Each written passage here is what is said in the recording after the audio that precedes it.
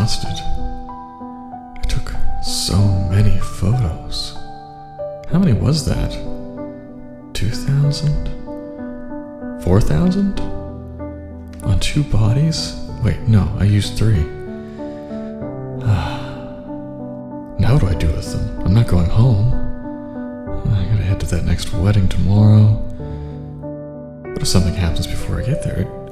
Maybe I'll just head home first. Oh no. Back on the road. Remember the NAR box? Was that even real? Did that happen? Or was that just a dream? So many photos.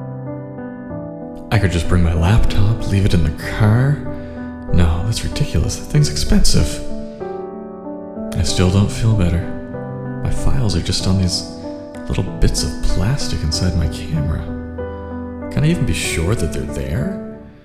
That they won't be corrupted when I plug them into my computer? I mean, sure, I shoot on dual cards, but I have had a camera corrupt both cards at the same time before. Or lightning. Ugh, that lightning strike. I need something that doesn't have to be plugged in.